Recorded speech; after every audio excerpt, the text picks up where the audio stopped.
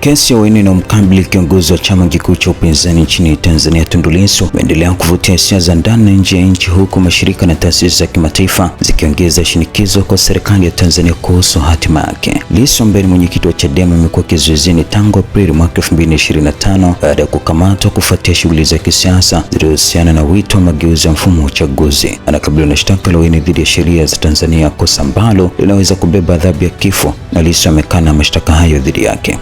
Kesi hiyo imekuwa ikisubiriwa kwa muda mrefu, huku taratibu mbalimbali za kisheria zikiendelea katika mahakama za Tanzania. Miongoni mwa masuala yaliyojitokeza ni mabishano kuhusu ushahidi wa upande wa mashtaka na namna baadhi ya mashahidi wanavyopaswa kutoa ushahidi wao. Julai 2026, Jumuiya ya Madola ilitoa matakwa kwa Tanzania kuhusu hatua za kisiasa na kisheria, ikiwemo kushughulikia swala la kuzuiwa kwa Tundu Lissu. Hatua hiyo imeongeza uzito wa shinikizo la kimataifa dhidi ya serikali ya Tanzania. Serikali ya Tanzania imesema inathamini matakwa yaliyotolewa na Jumuiya ya Madola. Wakati huo, Chadema imeendelea kusisitiza kwamba kuachiliwa kwa Lissu ni miongoni mwa masharti muhimu katika mchakato wa mazungumzo ya kisiasa. Commonwealth haiamini kwamba taasisi hiyo imechukua nafasi ya mahakama ya Tanzania, badala yake inaonyesha kwamba suala la Lissu sasa linatazamwa pia kuwa sehemu ya mjadala mpana kuhusu demokrasia, utawala wa sheria pamoja na nafasi ya upinzani nchini Tanzania. Jumuiya ya Madola ilitaka Tundu Lissu achiliwe leo, ambapo ni takriban siku 30, huku ikitoa siku zingine 60 kwa ajili ya kuchukua hatua dhidi ya serikali ya Tanzania. Shinikizo hilo limekuja baada ya taasisi nyingine za kimataifa kutoa matamko kuhusu Tundu Lissu.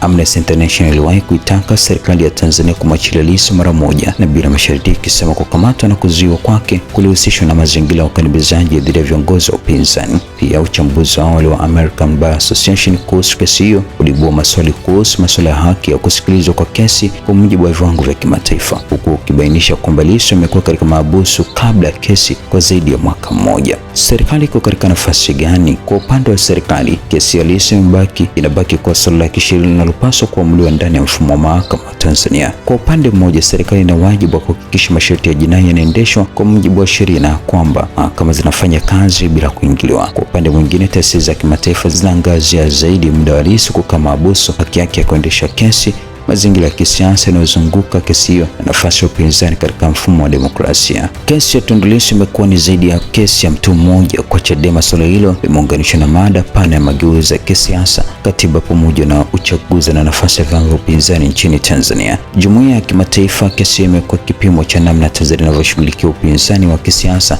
na haki za kiraia.